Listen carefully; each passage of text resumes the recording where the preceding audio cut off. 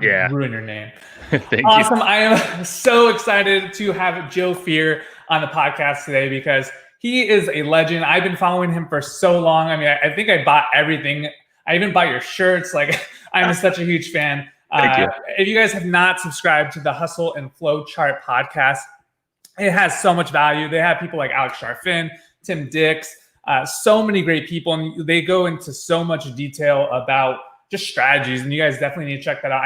I bought, I think, Perpetual Growth, audience growth from you guys, the affiliate promotion engine, Evergreen chatbot machine. I mean, I'm signing up for the Evergreen Profits letter that is just jam-packed with value from podcast guests that you guys had that are like all the secret sauces that you guys don't reveal, and all the cliff notes that you guys don't actually, but for people that don't have time, they can just kind of see those and go through all the different strategies and have it like just right there for them. And I love that. So I can't wait to sign up for that. But for those that don't know you, Joe, can you kind of give a little backstory of who you are and kind of where you came from, man? 100%, Brant, and you're a rock star yourself, man. I know you have been around with us for a long time, and this is like the first time we've actually got to chat, one-on-one, which is rad.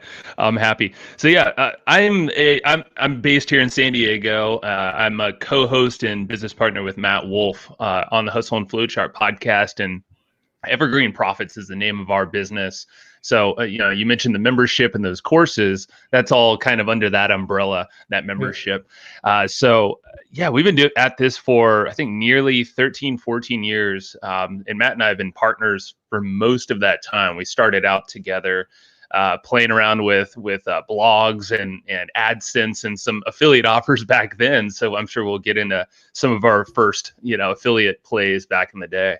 Yeah, you guys actually had a business, worked together at like a business, right? Like before you did all this. It was Matt's parents' shutter company. It was like a shutter manufacturer. It's very factory driven thing. Matt was running that back, like the factory part, managing, and I was more the office manager, I guess, like doing all sorts of admin stuff. So whenever we got finished with our work, or when we were just not wanting to do factory work, we would we'd be reading other blogs, things like Shoe Money back in the day was like a big affiliate guy and content guy. Just different blogs in the health space and the financial space. Ramit Sethi, we some of these names are still around, some aren't. Tim Ferriss back in the day. Picked up Robert Kiyosaki's book, Rich Dad Poor Dad. That was the first thing that like totally flipped the switch for us. We're like, I love it. We're playing the wrong game, man. If we're playing the per hour game, like, nope, got to get out of this. And no, I totally agree. That's where it all started, right there in the office hours. Well, and a lot of people deal with that. I mean, a lot of people have 9-to-5s and they want to escape the kind of the rat race to get into the digital rat race in a sense. But it's crazy because you can make so much money with affiliate marketing or podcasting. And I know that you've had a lot of affiliate offers. I mean, I actually purchased ThriveCard through you guys. But what was like your first affiliate offer that you kind of started promoting? Yeah, so this is a funny story, and this is way back in the day when we were both still in day jobs. I was actually working 2 different jobs at the same time, so it was like chaos. School too. It was nonstop. I got to stop the hustle. I'm the hustle part of the Hustle and Flowchart name, by the way. But yeah, we started with CPA offers. So that's, we got paid on an action. So if someone were to fill out a form to get like a free product, like for instance, the very first product was this like Gatorade like supplement thing they were testing out at the time. It probably doesn't even exist anymore. And we were going to get paid $50 each time someone completes a form so they can get a free thing in the mail. We're like, oh, that's super easy. Obviously, anyone's going to do it. It's no cost to them. And we get $50. Holy crap.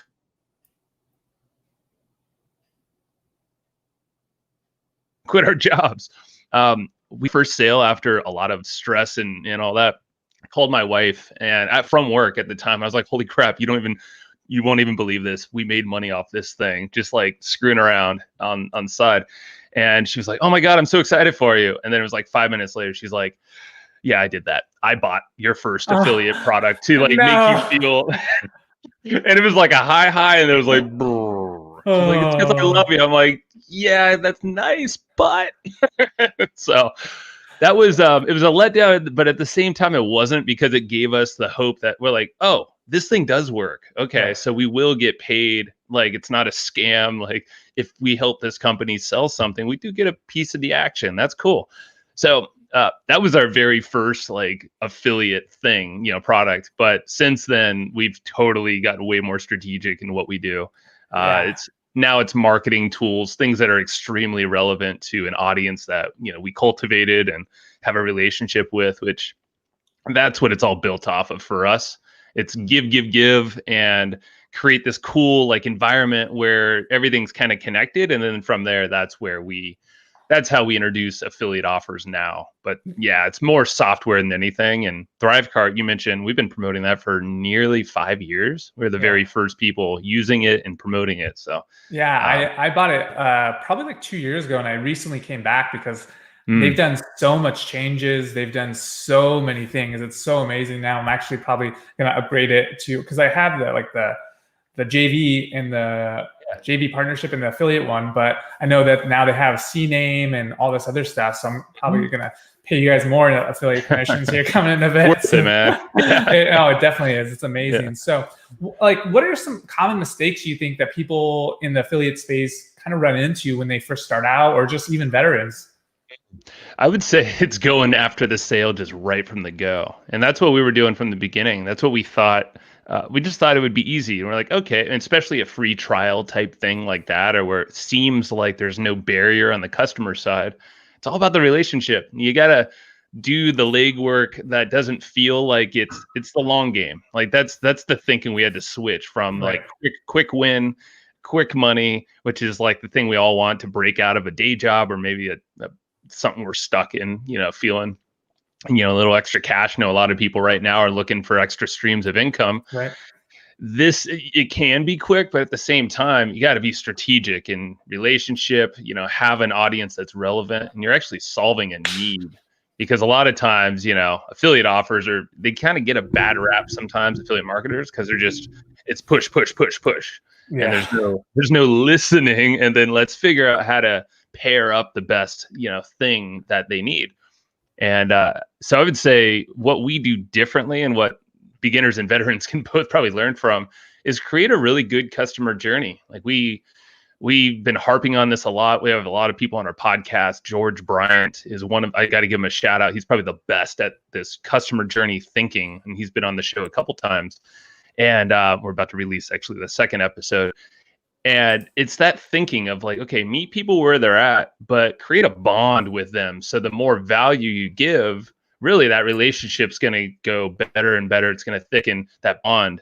So then you can honestly you can just maneuver wherever you want them to go if you understand their problems, and you're always giving them the next best thing. It's kind of breadcrumbs in that sense. So that's why we have the podcast. That's why we have blogs and content online, ads, Facebook community, email list, of course. Yeah. I would say all of that should connect and blend into this cool journey that you can take people on. And then you just introduce solutions along the way. Yeah, and I know you guys have so many resources. Like if you guys go to evergreenprofits.com, you guys can get the podcast playbook, the affiliate marketing playbook. They have Evergreen Traffic's playbook. They have like so many playbooks that you guys can get opt-in and for free. And like I was reading the Evergreen Traffic playbook. It's like 120 pages or more of just free content and all sorts of strategies you guys can implement today. It's cool. Pretty amazing. Like I have to say, like it's quite amazing. So how did you decide to transition from just affiliate marketing to doing podcasting and actually using that to drive traffic to your offers?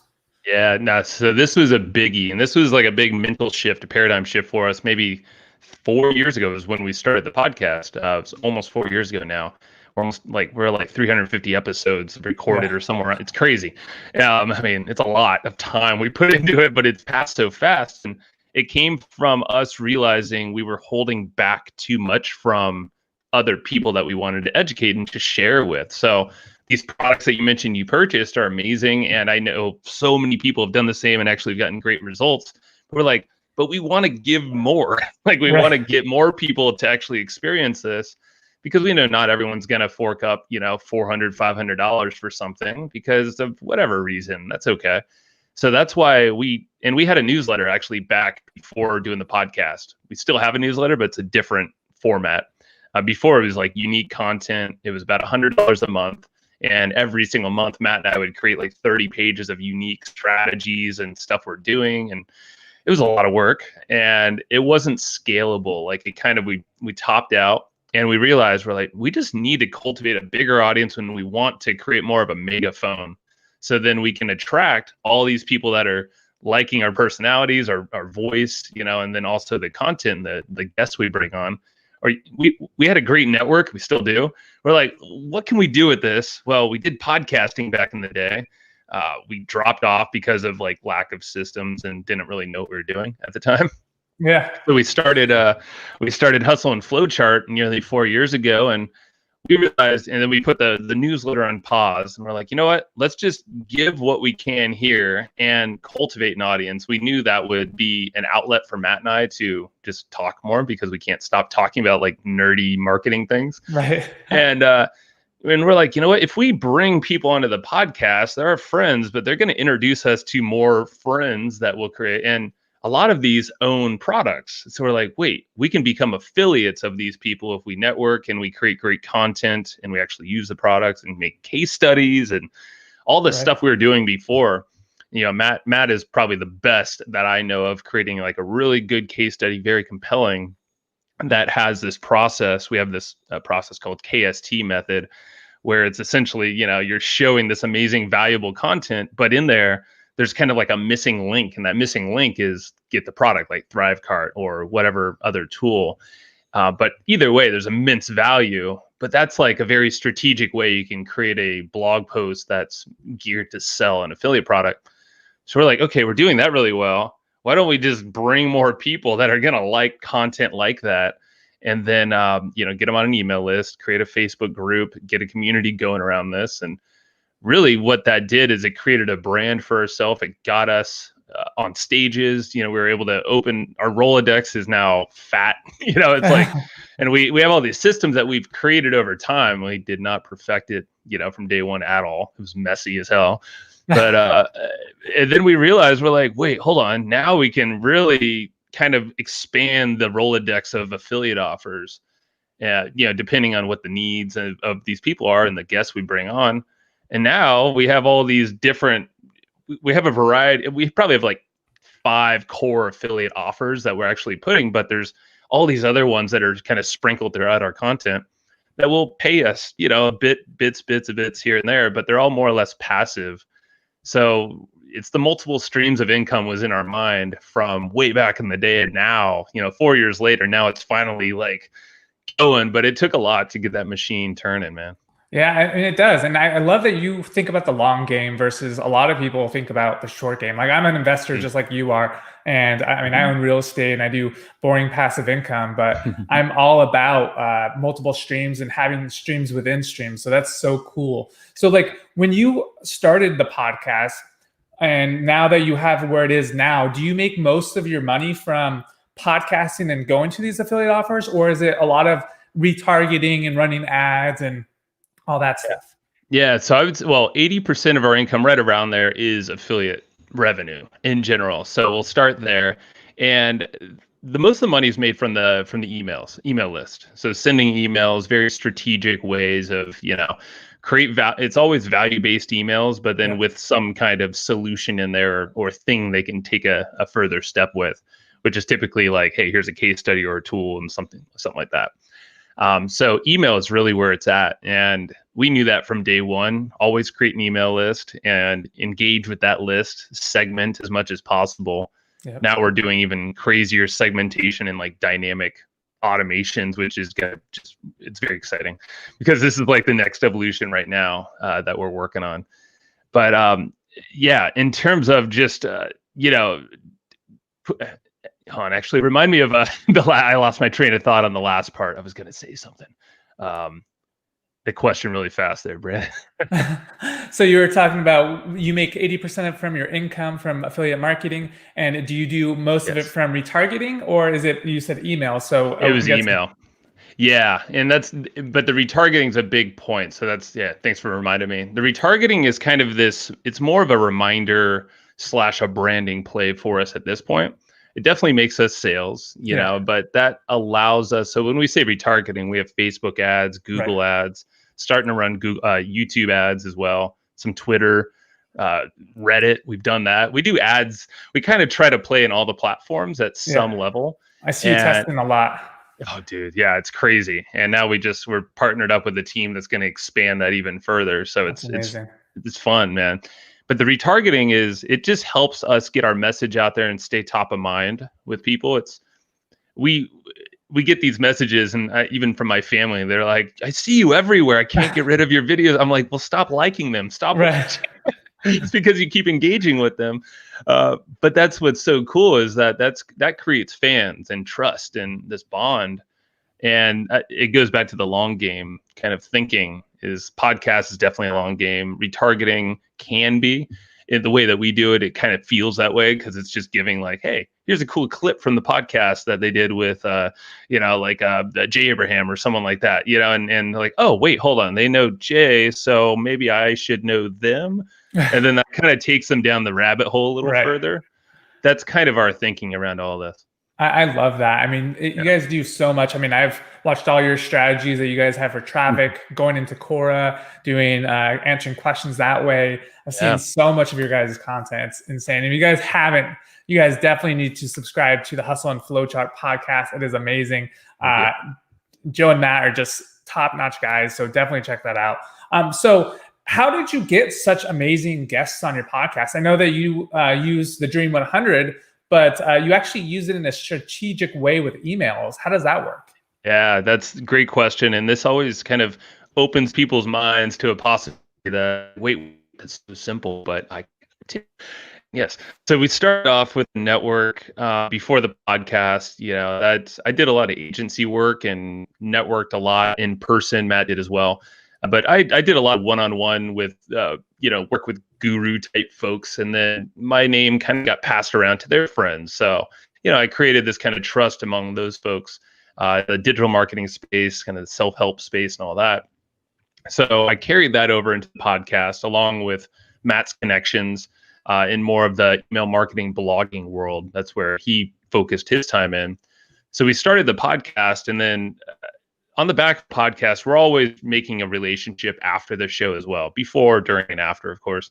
But the big thing is after. So we're constantly, trying to help our guests, give them some kind of value outside of just putting them on our show because we know hours spent with them. But we're asking them like, hey, who else do you know? And these are the types of people that we've had on. These are the topics you just experienced it. And that would give us some intros. So we would it's like kind of a 1-for-1 kind of thing. They're like, oh, you really got to meet this person. Okay, cool. Thank you. And then we took it a little step further because we wanted to up level. We wanted to kind of scare ourselves in the type of people that we could bring on our show. Because, we were just, and there's nothing wrong with that, but like we were hanging out in our own circle. We weren't really expanding too much further. So we're like, what if we just like, I want to get some freaking rock stars, like people like, and we got very broad out of the affiliate space, and people like Bulletproof Coffee, Dave Asprey. I mean, Jay Abraham's one of them as well. Like these people that were like, we've kind of studied them or read their books or something, kind of put them on a pedestal, even though you should probably never do that with anybody. But at the same time, we're like, we got to scare ourselves and kind of shake this a little bit and expand our reach. So Roland Frazier, fortunately, through the networking, he happens to be in one of these masterminds locally in San Diego. He's one of the not founders, but the principals, I think it is, of Digital Marketer. So he's connected with Ryan Dice and all these other people that are leaders in the industry.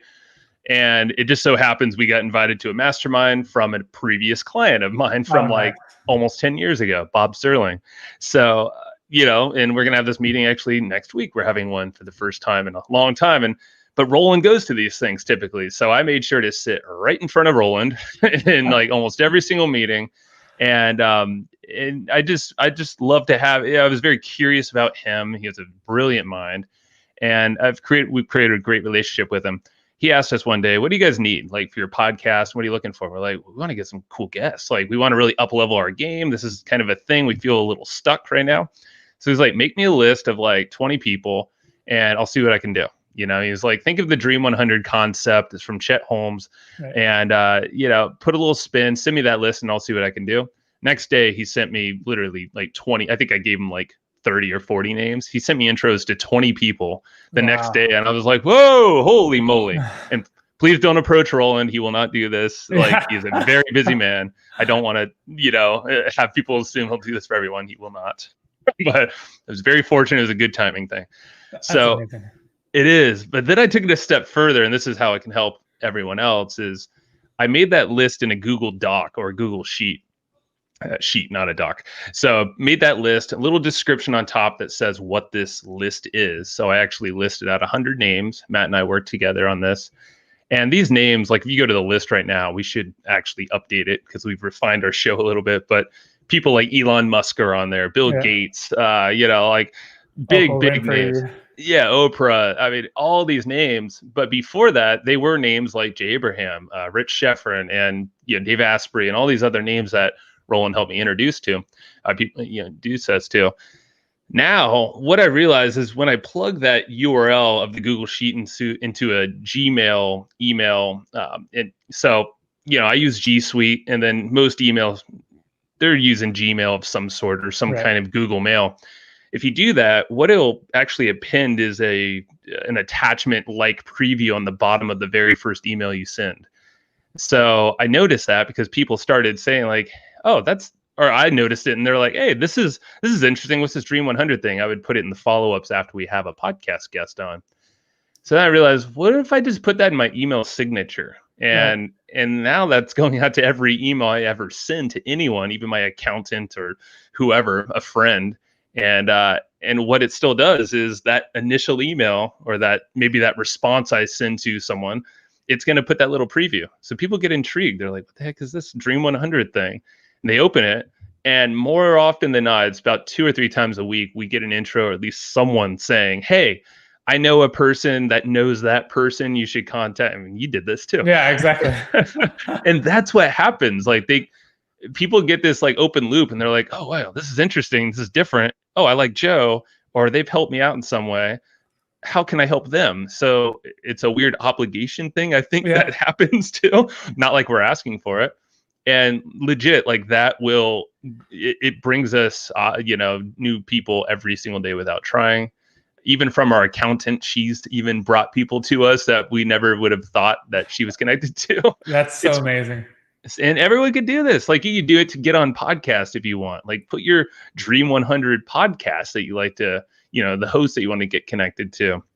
You could apply it to so many things. Any introductions you're looking for, put it there and put it in your email signature. That's the secret sauce. And say something like, hey, look at my Dream 100. Know anyone? That's literally what mine says. So it's like kind of this like, know anyone? What's this? Click. Right. And that's exactly what happened. Like I'm really good friends with Timothy Dix,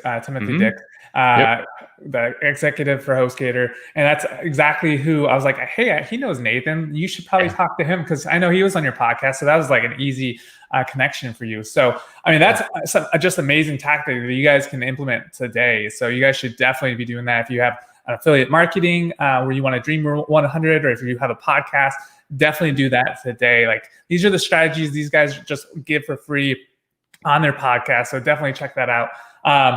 So for affiliate marketers or anyone in an online space, I know you guys talk about only do things that you're going to actually commit to. Like if you're into blogging and you're into writing, only do blogging. Or if you're into talking a lot, like you guys do, then do podcasting or video. Like should everyone do a podcast or do you, I mean, because for me, I think everyone should do a video podcast because they can take that video podcast and turn it into a podcast or a tutorial on YouTube or put it onto SEO and make it into like blog content. So what are your thoughts on that?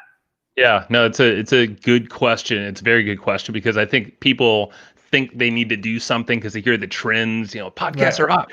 Start a podcast, get a microphone, get all this expensive equipment. Please don't do that. You don't need all of that. I would definitely do a deep dive in like what just flows naturally, like in terms of creating content and putting something to the world. You definitely should be doing that. That's how you're going to attract people to your voice. I mean, that's probably the biggest thing that we didn't realize is your unique personal voice, like not one that you feel like you should talk like, and or what school trained you to talk like in essay form. Like Right. that's not how people attract. Like, and there's a lot of unlearning that has to happen. I feel like, and I was just telling my mom about this morning. I was like, you realize I mean, I was like, I love you, mom, but a lot of stuff I had to kind of work through, and I was just giving her crap. But it's but if you think about it, like if you're a great writer, then okay, harness that. And even great writers feel like they're not great writers sometimes. There's Right. like I heard Tim Ferriss say this recently. He's like, I just sometimes don't publish things because I don't think it's good enough. It's like, well, that's not a good, and he got called out on it by Seth Godin, totally different guy. And Yeah. he's like, publish your bad work, because good work will come from that, over time. And I feel like that's how our podcasting has gone. I feel like if we look back at our first year of podcasts, like they, in our eyes, they probably sucked. Right. From the outside, they were probably all right. But we refined over time because we've always liked speaking and presenting concepts. Matt and I started with YouTube videos in his garage. Like we would learn something and then flip on the flip cameras, if you remember those from like 10 years ago. Right. And we would just talk about what we just learned. And that was our content generation back then. And blogging came more, Matt's more the writer, a public writer in that form than I am. I write a lot, but not in the way that he does. He's very procedure based, very clear in teaching a process with a persuasive angle and then a call to action. Like that's a superpower of Matt's. And, we combine that power with, okay, both of us get to speak on, camera. I do a lot more of the networking, the personal approach. So we just kind of like combined our superpowers and realized, okay, well, blogging is a big piece for affiliate marketing and email marketing, of course. But then the talking can be a video format. So we can do this kind of thing, which we do as well. We repurpose our videos on YouTube and all that stuff. So we kind of just really understood our strengths. And I would just challenge you guys to do the same and not fall into the buckets of what you think is hot, because really all that stuff can be repurposed if you really want it to. Like if you felt like you can't turn on the microphone or get on the camera, well, maybe get a partner or someone else to do that for you, but you can still help with the content in some other way is an option. Maybe you're the writer, and that's okay. There's a lot of writers that never even turn on the camera. You don't have to go on podcasts if you don't want to. That's so valuable. I think a lot of people are trying to only do what's hot, and it's so funny because there are so many ways to make money in general. Just play to your strengths, and if you do things that are just hot, then you're going to probably get burnt out because it's something you're not going to be enjoying. And that's what I've learned over the course of the years, just because you're doing something that you're not enjoying. It feels like a job instead of something that you enjoy doing. It feels more like you're talking to a friend. So think about this really quick. It's like a willpower thing. You only have so much energy that you could put into something that's not in a flow. Like it's too much resistance. It's like anything. You're just going to burn out, and you're probably going to regret it because you felt like you wasted some time. So yeah, I would say really think deep before you act on it. Yeah, definitely. So I know that you guys you just went over your amazing Dream 100 podcast, but how do you find other guests for? I know there's listennotes.com. Any other tips that you would recommend? Do you like you talked about leveraging other guests? I know that you guys actually send a video after the podcast to say, hey, what's up? Great show, kind of making, upping the game for other people. But what are some other tactics they use to find guests? Yeah, no, it's a great question. So Listen Notes is I'll just say that's a great resource. It's almost like Google for podcasts in a way. So you can look up people's names, so a host name or a guest name or a podcast title, the podcast name. And you can really learn a lot about someone or a show there. And, maybe you can even use that to plug in, like you could plug in your show, and then you see all the different guests you have. So it's like, okay, cool. So Brandon had all these people. Well, I know Brandon and I really want to get connected to this person. Well, maybe I can ask Brandon if I have a good relationship with him, I'm speaking on someone else there. Maybe there's an intro that could be done there. Of course, there needs to be goodwill, all that. Don't just be pesky and all that. That's one way. We honestly don't do a lot of when we do outreach or when we're looking for guests now, we start with posting on Facebook. Like we post typically just on our wall. We don't try to overcomplicate it. We just know that we've already cultivated a lot of friends that know people. And if we put it out there and tag a handful of friends that, kind of to get that conversation started, we did this recently, just a couple weeks ago. We'll get like 20 comments of people saying like, oh, you got to talk to this person, this person, this person. And then they start tagging people. And then it just like kind of feeds the algorithm because Facebook likes that. And that's how we kickstart like the potential people. It's not like we're going to bring all those people on. Right. Then from that point, that's when we start looking at these folks. We're like, okay, so take them over to listen notes. Maybe we do a little digging online and see if they're relevant to what we talk about. And then from there, we'll either ask for an intro. We're always asking for a warm introduction off the bat. Yeah. Cold outreaches work, but it's a lot more work to be done. If anything, always try to find that connection. That's always how both of our brains, Matt and I, are thinking. So, and then listen notes is essentially, that's if we really want to get into the details of that specific person. And it's a great way to prep for a podcast with someone you don't know as well. That's where we go right before any podcast episode we record on our show.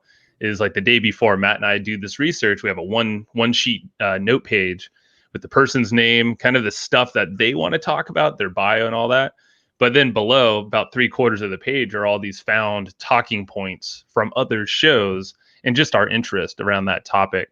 So we know, and we're never preparing a specific question. Right. We used to do that on our podcast, but that would screw us up more than help us. Yeah. So, that's how I am. I mean, you're very prepared, but you have more of the talking points, kind of like what we do. Right. But sometimes we don't even tell them what we're going to talk about. And sometimes people like that. You have to like feel at the person a little bit in that sense, but that's how we get guests. I would say just, post it or start asking your friends and colleagues, because people are so open to introducing people. Right. If they're buddies and they like you, just ask. That's the big thing. Super easy. Joe, this has been so amazing. This is so much value. Where can more people find out about you? I know that you have evergreenprofits.com. You have the Hustle and Flow Chart podcast. What's the best route to get in contact with you or learn more about what you guys are doing? Yeah, thank you, brother. Well, we have a Facebook group, which I think would be super valuable for everyone, because Matt and I are both in there, along with a ton of I know you're in there as well. And so if you go to flowchartgroup.com, it's free. There's nothing there other than if you want to give your email address, we send you some cheat sheets. They're basically the action guides from our latest episodes as well. There's 4 of them available when you go there. So it's whatever the latest 4 episodes are, but you can kind of get a taste of what Brandon was saying if you go there, and then you get to hang out with us in a cool community there at flowchartgroup.com. Perfect. That's so awesome. And you guys definitely need to get the letters that they have. Yeah. So Evergreen Profits letters are just amazing. I'm going to be signing up right after this. So you guys definitely need to check that out. Join the group. And again, Joe Fier, you are a legend. Thank you so much for doing everything that you do. And I've been a big fan for so long. So I'm so glad you were able to jump on here. Thanks for having me, brother. Thanks so much. Talk to you soon. All right.